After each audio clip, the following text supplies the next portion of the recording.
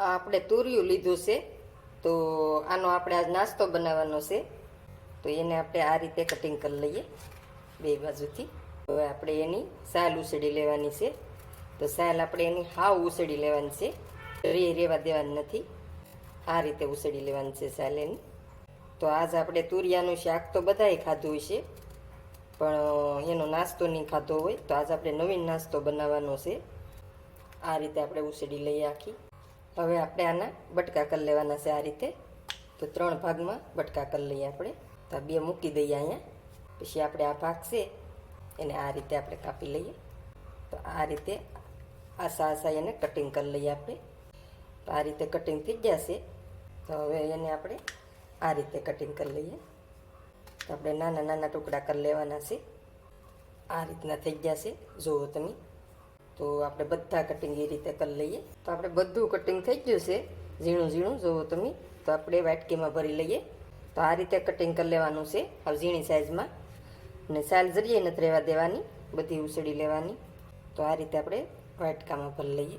હવે આપણે થોડુંક તેલ નાખવાનું છે, 1 ચમચી જેટલું. હવે તેલ આવી ગયું છે આપણે. તો આપણે થોડુંક જીરું નાખી દઈએ. આપણે રાઈ નથી નાખવાની આજ. હવે એમાં આપણે ડુંગળી નાખી દઈએ. હવે એને થોડીક વાર આ રીતે આપણે હલાવી દઈએ. હવે આપણે આ મરચી લીધી છે અને આદું લીધી છે, તો એના આપણે ટુકડા કર્યા છે આ રીતે ઝીણા ઝીણા. તો હવે આપણે એ નાખીએ. એને આપણે ચડવા દઈએ થોડીક વાર, બહુ નથી ચડવાનું. તો આદુના ટુકડા તમે રાખો આ રીતના ઝીણા ઝીણા, ને ખાવામાં બહુ મસ્ત લાગે. મોઢામાં ટુકડો આવે બહુ સરસ સ્વાદ આવે. હવે આપણે આ તુરિયાની કટકી કરી છે, તો એ નાખી દઈએ. એને મિક્સ કરી લઈએ. હવે આપણે આ ટમેટું લીધું છે, તો એની કટકી કરી લીધી છે. થોડુંક હળદર નાખી દઈએ, થોડુંક હિંગ નાખીએ. મીઠું નાખવાનું છે આપણે, મીઠું નાખવાનું ટાણે. હવે થોડીક વાર આપણે પાકવા દઈએ ને 5 મિનિટ. હવે આપણે સડી ગયું છે, તો બહુ સડવા નથી દેવાનું, આ રીતનું સેડવાનું છે. તો હવે આપણે ગેસ બંધ કરી દઈએ અને એને આ રીતે આપણે પોળું કરી દઈએ થોડું, એટલે ઠરી જાય. તો આપણે એક બાઉલ લીધું છે. તો આપણે આ ઘઉંનો લોટ લીધો છે, ઝીણો આપણે રોટલી બનાવીએ તો એ નાખવાનો છે. આપણે આ ચોખાનો લોટ છે, તો 2 ચમચી એ નાખવાનો છે. ચોખાનો લોટ ન હોય તો તમે ઝીણો રવો આવે એ નાખી શકો. આ ચણાનો લોટ છે, તો 2 ચમચી આપણે એ લેવાનો છે. ને એકલા ચણાના લોટમાં બનાવવા હોય તોય હાલે. તો આમાં આપણે હવે સ્વાદ પ્રમાણે મીઠું નાખીએ, થોડીક હળદર નાખીએ. હવે આપણે લીંબુ નીસવી દઈએ. તો અડધું ફાડું લીંબુ નીસવું છે મેં. ન ખાતા હોય લીંબુ તો નહીં નાખવાનું. હવે બધું મિક્સે કરી લઈએ. હવે થોડું થોડું પાણી નાખવાનું છે આ રીતે. થોડું થોડું પાણી નાખીને લોટને મિક્સે કરતા જાવ, એટલે ગોટલી ન વળે.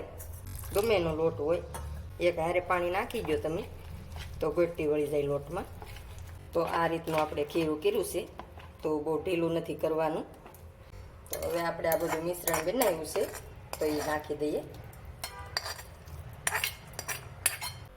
હવે આપણે ધાણા નાખવાના છે, તો ઝીણા સુધારી લીધા છે, તો એ નાખી દઈએ. હવે બધું આપણે મિક્સે કરી લઈએ. આપણે બહુ પાણી નથી નાખવાનું, આપણે માપે જ થઈ રહ્યું છે બધું. તો આ રીતનું જ આપણે રાખવાનું છે ખીરું. ને મારા વિડીયા ગમતા હોય તો લાઈક કરજો, શેર કરજો, અને નવા હોય ચેનલ ઉપર તો સબસ્ક્રાઈબ કરજો. જુઓ તમે, આ રીતનું ખીરું કરવાનું છે. તો હાલો હવે બીજી તૈયારી કરીએ આપણે. તો આ રીતે મેં પેન મૂકી દીધું છે. તો મારી પાસે આ નાનું છે એટલે મેં એ મૂક્યું છે. તો તમારી પાસે લોઢી હોય તો લોઢીમાંય કરી શકો.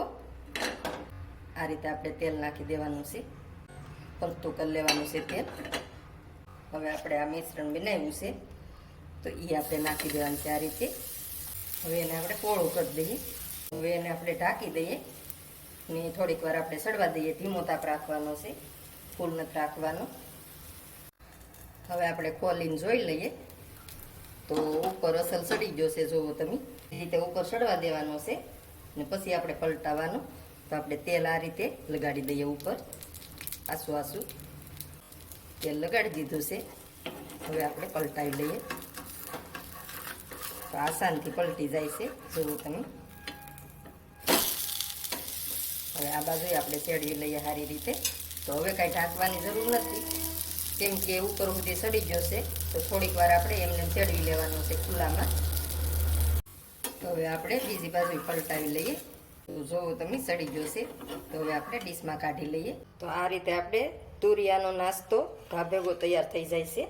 બની ગયો છે આપણે તુરિયાનો નવીન નાસ્તો. તો આપણે આ તીખી ચટણી ને ગળી ચટણી બે લીધી છે.